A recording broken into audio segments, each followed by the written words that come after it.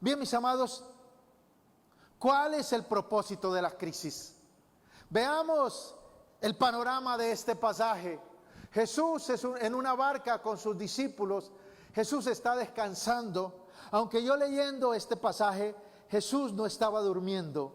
Él hacía que estaba durmiendo para ver sus discípulos cómo reaccionaban. Y de pronto se levantó una tremenda tempestad a tal punto que se inundaban. Y los discípulos se asustaron, se llenaron de miedo y empezaron a gritarle a Jesús diciéndole: Jesús, despiértate, despiértate, que vamos a perecer. Entonces Jesús viene, reprende la tormenta, reprende los vientos, hay gran bonanza, llega la calma, pero luego cuando está todo tranquilo, le pregunta a sus discípulos: ¿dónde está la fe de ustedes?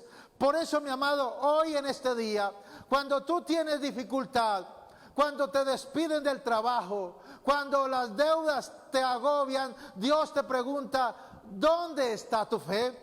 Cuando el negocio va mal, Dios te pregunta: ¿dónde está tu fe? Cuando estás enfermo o alguno de tus familiares está enfermo, Dios te pregunta: ¿dónde está tu fe? Los discípulos estaban en la barca con Jesús, pero tenían miedo. Mis amados, la fe es una arma que escasea en este tiempo de crisis, porque hay un ambiente de miedo, hay un ambiente de zozobra. Todos los medios de comunicación, las redes sociales, las noticias están informando de todo lo malo que está pasando en esta crisis. Pero escúchalo bien, todas las crisis vienen para probar nuestra fe, ya sea la crisis que nosotros provocamos, porque hay algunos expertos en meterse en problemas, parecen ahí como Bolívar, el señor de las dificultades, si están en un problema y no han salido de ese problema cuando ya están metidos en ese problema. Espero que no seas tú ese hombre como Bolívar, el hombre de las dificultades, porque tú mismo te las buscas, pero hay otros problemas, crisis que Dios permite simplemente para probar nuestra fe. Mis amados, en estas crisis, tú y yo necesitamos que nuestra fe crezca. Tú y yo necesitamos crisis en la vida, porque las crisis nos hacen crecer. Tú estás en una casa de fe. Tercer Cielo es una casa de fe, donde te activamos en la fe a creer en Dios y en su palabra. Pero el diablo querrá robarte la fe y va a usar a alguien para meterte duda, miedo, zozobra, para que tú no le creas al Dios del cielo. Entre más la crisis se intensifique en este tiempo, más personas van a volver atrás, se van a apartar de la fe. ¿Por qué? Por la presión, por el encierro, por la escasez. Y entre más las crisis se intensifiquen, los problemas mentales se van a aumentar, la depresión, la ansiedad, los pensamientos de suicidio, y algunos hasta lo conseguirán, mis amados. Pero en el nombre de Jesucristo, nosotros no somos así, porque creemos que las crisis vienen con un propósito. Entonces yo te pregunto en esta mañana: ¿cuál es el propósito de las crisis? ¿Por qué te han venido problemas? ¿Por qué has tenido dificultades en tu vida? Pues déjame decirte que las crisis que vienen a tu vida, ya sea porque tú la buscaste o ya sea porque Dios la permitió, esas crisis vienen para probar tu fe. Ahora, la pregunta es: ¿por qué Dios prueba tu fe? Diga conmigo: ¿por qué Dios prueba mi fe? Mis amados, Dios prueba nuestra fe para lo siguiente. Número uno, para madurar y revelar nuestro carácter. En la crisis nuestro carácter es revelado y sale a la luz la inmadurez. ¿Tú crees que eres maduro? ¿Tú te consideras maduro? Déjame decirte que la madurez no va con la edad. Cuando Dios expone algo de tu carácter en una crisis, Eso es lo que Dios está trabajando contigo y quiere trabajar. Si Dios expone en una crisis que en ti hay ira, que te desesperas, que botas todo a la borda, que tienes falta de perdón, que eres incrédulo, que tienes miedo, que eres rebelde, que eres impaciente, si eso sale a la luz, eso es lo que Dios quiere trabajar contigo en esta crisis para que seas perfeccionado a la manera de Cristo. En la crisis Dios saca tu problema de carácter a la luz, saca esa inmadurez, saca esa gritería, saca esa enojo, saca ese deseo de salir corriendo, de botar todo por la borda. ¿Por qué? Porque Dios está probando tu fe, porque te quiere madurar. Mira lo que dice Romanos 5, versos 3 y 4. Escucha lo que dice, y también nos gozamos de las aflicciones. Esto parece loco. ¿Quién se puede gozar en una aflicción, en un problema? Pero eso dice la palabra. Y también nos gozamos en las aflicciones porque nos enseñan a tener paciencia. Y la paciencia nos ayuda a superar las pruebas y así nuestra esperanza se fortalece. Una de las cosas que Dios está trabajando en su pueblo en este tiempo es la paciencia, la perseverancia y la constancia. Tú necesitas ser paciente para esperar la segunda venida de Jesucristo. Tú necesitas perseverar en la fe para mantenerte en la barca con Jesucristo. Y tú necesitas constancia para mantenerte en el lugar donde Dios te colocó. Porque recuerda que el lugar de tu obediencia es el lugar de tu bendición. Mis amados, la paciencia produce una madurez en el carácter. El impaciente generalmente corre a tomar decisiones y se mete en problemas. El impaciente no tiene aguante. Es un fosforito que con cualquier cosa prende, que solo habla y no deja hablar a los demás. Primero hace las cosas y luego piensas. Déjame decirte, ese es tu diagnóstico. Si ese es tu diagnóstico, eres un inmaduro. Y en esta crisis Dios está trabajando para que seas paciente, para que madures en el Señor. Por eso algunos Dios tiene que trabajar la paciencia, el reposo y la quietud. Mira lo que dice Isaías 30:15, dice así: porque así dijo Jehová el Señor, el Santo de Israel: en descanso y en reposo seréis salvos, en quietud y en confianza será vuestra fortaleza. Pero algunos no quisieron.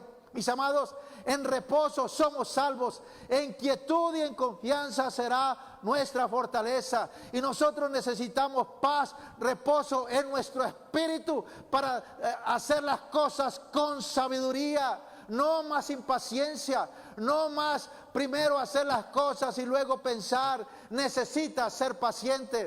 Por eso tienes que madurar. Por eso tienes que madurar tu carácter. Ahora la pregunta: ¿qué es madurez? Para los que se creían maduros. Madurez es la habilidad de manejar las cosas que esperabas y las que no esperabas.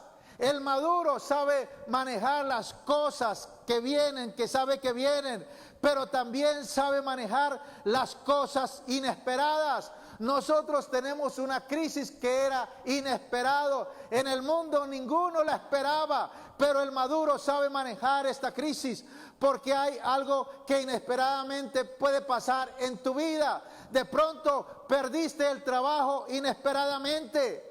El maduro sabe cómo seguir adelante. O perdiste el negocio, o un familiar perdiste, o de repente todo iba bien y se cayó todo. Pues el maduro sabe cómo manejar estas crisis. El inmaduro se desespera. El inmaduro piensa en el suicidio, piensa en el banco, piensa en quién me presta plata, quién me ayuda a salir de esta situación. Pero el maduro está tranquilo, sabe que Dios está con él, que él va en la barca con Jesús.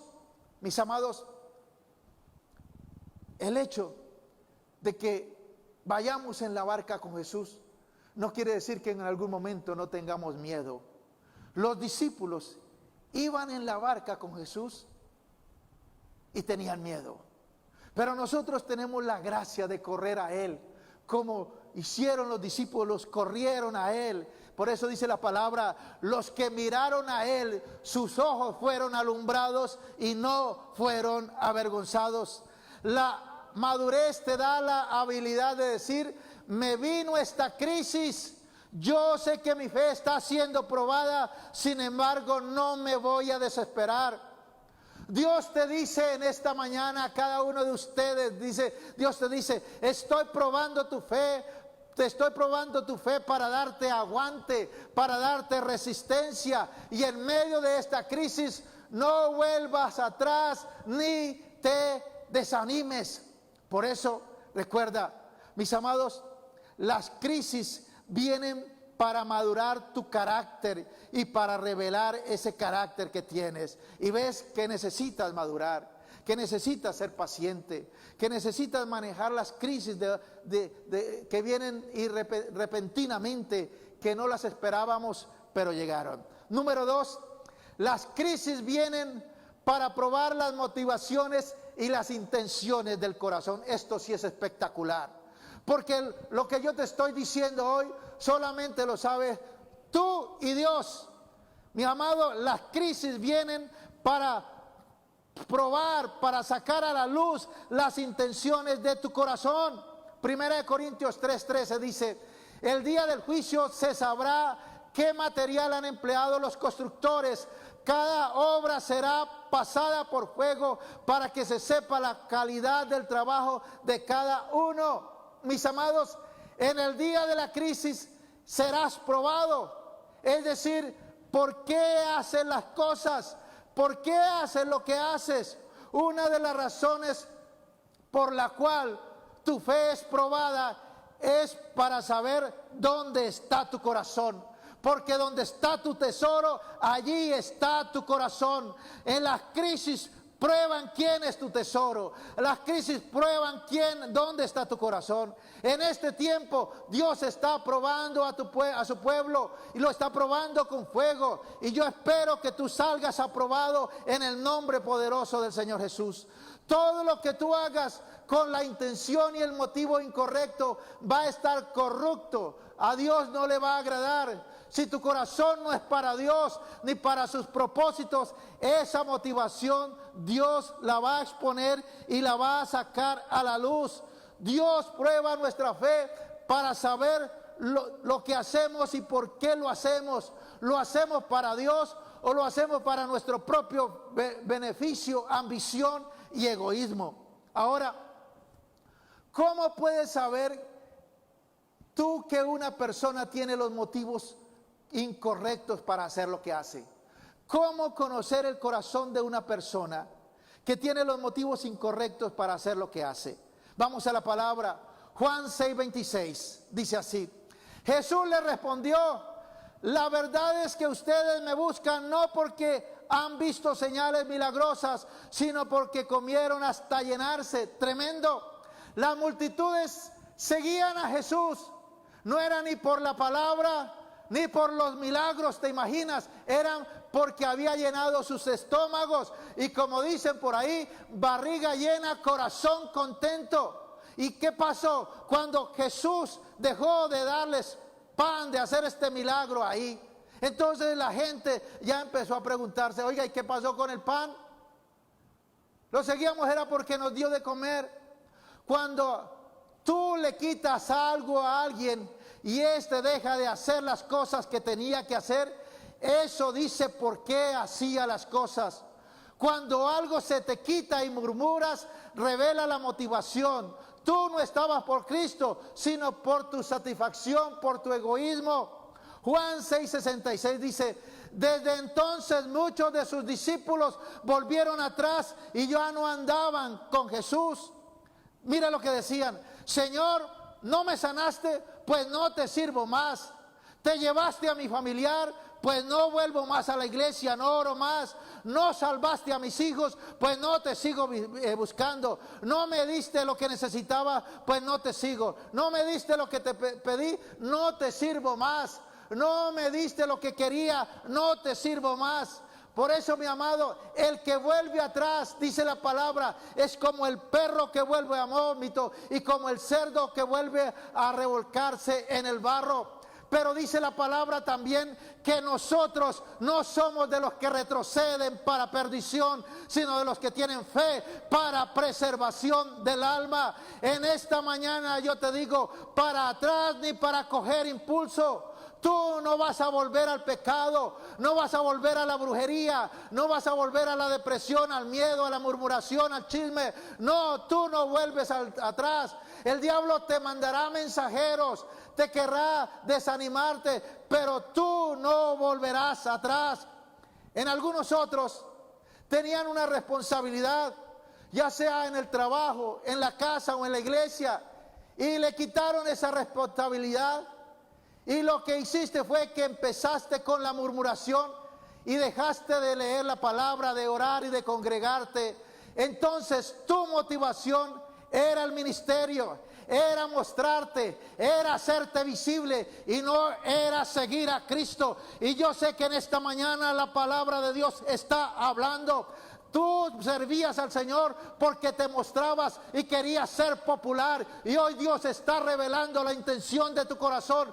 Pues déjame decirte hoy que hoy Dios está llamando a la puerta de tu corazón y te está diciendo: arrepiéntete. Yo conozco tu corazón y hoy te estoy probando. La motivación que tenías salió a la luz, pero yo en esta crisis también, dice Dios, desato mi amor y mi misericordia para todo aquel que quiere venir a Él, para que todo aquel que quiere empezar nuevamente con el Señor, con las motivaciones correctas. Yo le sirvo a Dios, yo tengo una casa de paz, yo sirvo en el altar porque amo a Dios y es todo por mí, no para mostrarme, no para hacerme popular, no para que la gente me vea. Yo sirvo a Dios porque Él es todo por mí, porque Él me amó primero. Por eso demuéstrale a Dios cuál era tu motivo, por qué le servías a Él, ¿por qué ministrabas en el altar? Demuéstrale a Dios que no era por tu orgullo, por altivez, que no era porque te podías mostrar y volverte famoso, sino era porque amabas a Dios. Porque el día que se quitó eso, dejaste de orar, dejaste de buscar a Dios, dejaste de leer la palabra y ahí salió la motivación de tu corazón. Por eso, mi amado, no solamente los que sirven en el altar, los intercesores, los que tenían una casa de paz, los que eran líderes, y en el momento que se quitó esa responsabilidad, dejaron de buscar a Dios, dejaron de leer la palabra, dejaron de orar a Dios, dejaron de congregarse. Entonces la motivación era el ministerio y no buscar a Dios. Mis amados, en esta crisis Dios saca las motivaciones de muchos. Número 3, Dios permite en tu vida crisis y prueba tu fe por el propósito y el llamado que Dios tiene contigo. Escúchalo bien. Dios permite crisis en tu vida y prueba tu fe por el propósito y el llamado que Dios tiene contigo. Todos los hombres de la Biblia que tuvieron crisis se encontraron con Dios en la crisis. La crisis es donde Dios y el hombre se encuentran. La crisis es el lugar de cita donde el hombre busca a Dios. ¿Por qué? Porque hay muchos que quieren bendición, pero no quieren ser procesados, no quieren proceso. Quieren llamado, pero no quieren proceso. Quieren promoción, pero no quieren proceso. Todos estos hombres que se encontraron con Dios en la crisis, después de la crisis fueron promocionados. Y en el nombre de Jesús yo declaro y sé por el Espíritu que después de esta crisis hay una gran promoción para tercer cielo, para aquellos que han sido fieles, para el remanente, para que permanece firme a Dios, para el que sabe Dios dónde lo colocó y espera esa bendición, ese favor de Dios para tu vida. Si tú obedeces, saldrás de esta crisis promocionado. Mis amados, las crisis capturan la atención del hombre. Cuando viene la crisis, el hombre empieza a buscar a Dios, empieza a alabar, empieza a adorar, empieza a buscar su presencia. En la palabra hay un hombre que tiene un testimonio espectacular. José. José fue un hombre que fue formado para la crisis, pero fue formado para ser promovido. José era un joven de 17 años, amado por su padre, pero odiado por sus hermanos, porque José le contaba a sus papás la mala fama de sus hijos. Y dice que ese José, de los hijos de Jacob, Jacob era el padre de José. Y un día José tuvo un sueño, soñó que sus hermanos y sus padres se inclinaban ante él. Y dice que este sueño hizo que los hermanos lo odiaran más, que lo perturbaran más. Por eso ten cuidado a quién le cuentas tus sueños, tus anhelos, tus propósitos, porque algunos te van a bendecir, pero otros te van a odiar, te van a criticar y van a maldecir tus sueños. Por eso ten mucho cuidado a quién le abres el corazón.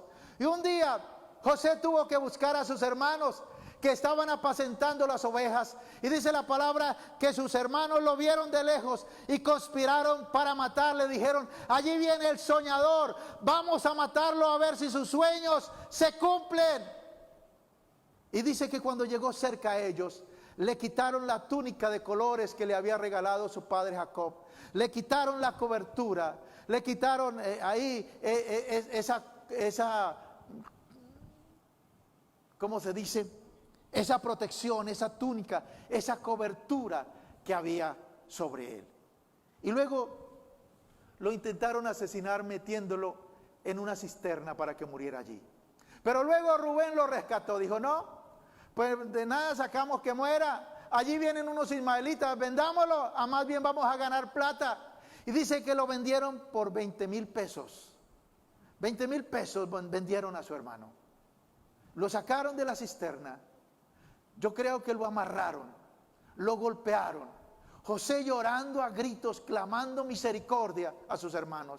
Y ahora siendo obligado a caminar amarrado detrás de una caravana de ismaelitas como esclavo rumbo a Egipto. ¿Te imaginas el corazón de José? ¿Te imaginas el corazón de José quebrado, roto, diciendo: ¿yo qué he hecho? ¿Por qué me está pasando esto? El niño mimado y amado de su padre ahora está siendo vendido como esclavo de un momento a otro. Llega allí a Egipto, es vendido a Potifar y allí administra la hacienda de Potifar, y dice la palabra que Dios prosperaba todo lo que José hacía. Pero su mujer, la mujer de Potifar, quiso seducirlo, y dice la palabra que José huyó. Ahí la mujer lo calumnió y por esa calumnia fue a la cárcel injustamente. Pero un día, diga conmigo, un día, después de pasar 13 años de proceso, 13 años de molino, vendido como esclavo, intento de asesinato, calumniado, viviendo como preso, un día Faraón lo saca de la cárcel para que le interprete sueños. Y él lo interpreta, y Faraón lo pone como primer ministro de Egipto. Parece que hasta ahí sería el clima de esta historia, que todo terminaría ahí, que José fue promovido. No, necesitaba a José hacer algo más. Dice la palabra que hubo hambre en la tierra de Egipto, pero Dios le había dado sabiduría a José para que en 7 años de cosecha que hubo antes del hambre guardara. Y los hermanos de José vinieron a Egipto a comprar alimentos, porque también el hambre había llegado a aquella tierra. Y dice la palabra que José los vio de lejos. ¿Te imaginas ese corazón de José? Viendo ahora a sus hermanos, aquellos que lo mataron, lo desnudaron, lo intentaron matar, lo vendieron como esclavo, vienen ahora y se inclina a él. Dice que José los trató ásperamente y los echó a la cárcel. ¿Qué quería decir con esa actitud José? Que su corazón estaba quebrantado, que en su corazón no había perdonado a sus hermanos, y José tenía que perdonar a sus hermanos para que la promoción fuera completa. José tenía que perdonar a sus hermanos para que la promoción fuera completa. Mis amados, ¿por qué una persona buena y obediente pasa por procesos tan duros en la vida? Diga conmigo, por el llamado y el propósito de Dios en su vida. Por eso, por el llamado, el propósito que Dios tiene con la vida de cada uno de nosotros. Dios tenía preparado algo grande para José. Ahora era el primer ministro, pero faltaba algo. Tenía que perdonar. Mire lo que dice Génesis 45, 4 y 5. Dice así: acérquense, dijo José a sus hermanos. Y José añadió: yo soy José, su hermano. ¿Se imagina la cara de sus hermanos? Yo creo que se fueron de espalda. El que tú o ustedes vendieron como esclavos para Egipto, pero no se aflijan ni se condenen por ello, porque era plan de Dios. Dios me envió aquí antes que ustedes para preservarnos la vida de nuestra y de nuestras familias. Vemos aquí ya José sanando su corazón, porque no solamente hay que decirlo perdono, sino también hay que ir a la persona y decirle: mira, yo te perdono por esto. Y José está diciendo aquí: mire, yo los perdono. No se aflijan de haberme vendido como esclavos. No se reprochen por ello, porque era plan de Dios. Mientras tú no perdones, no serás promovido. El martes en la escuela de la familia estuvimos hablando de perdón, y hoy el Espíritu Santo vuelve a traer este tema. No rehuses, perdona si tienes que perdonar. Tienes que ir a la persona, y yo sé que es duro, pero en eso hay bendición, porque dice Jesús: aprended de mí, que soy manso y humilde de corazón, y hallaréis descanso para vuestras almas. ¿Sabe por qué no tienes descanso? ¿Por qué no tienes paz completa en tu corazón? Porque no has perdonado.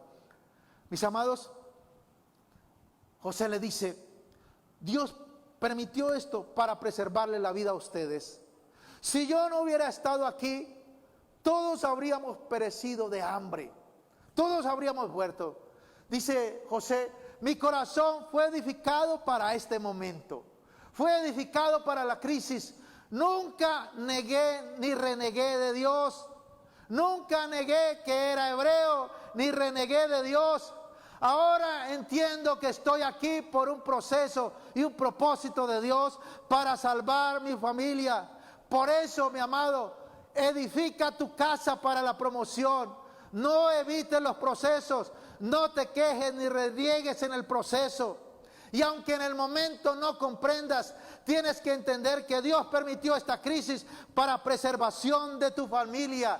Y yo no sé en esta mañana cuántos han pasado momentos duros en la vida, han pasado tiempos de dificultad, de hambre, de rechazo, aún han estado en la cárcel, momentos difíciles. Y déjeme decirte que todo esto Dios lo permitió porque estaba formando tu carácter, porque Dios quiere que tú seas el guiador y el encaminador de tu familia. Generalmente los que más procesa Dios en la familia son los que Dios utiliza para influenciar y guiar a otros, para que la familia venga a tu sombra, porque Dios te colocó a ti en el proceso. Algunos han tenido quiebras fuertes, algunos han pensado en el suicidio, han pensado de irse en la casa por el proceso, pero están ahí porque es el proceso de Dios, porque Dios está formando tu carácter, porque tiene un propósito y un llamado grande contigo. Y uno de los propósitos es preservación de tu familia. Dios quiere que seas el líder, el influenciador de tu familia,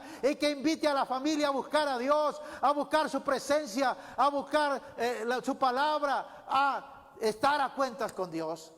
Yo no sé en esta mañana cuántos dicen: ese es mi caso. Yo no entendí por qué me pasó tan duro en la vida, por qué sufrí tanto, por qué tuve tantas dificultades, pero ahora entiendo que Dios era procesando mi carácter. Ahora soy más humilde, ahora soy más maduro en cómo tomar las situaciones esperadas y las inesperadas. Estoy tranquilo, confío en el Señor, yo descanso en Él.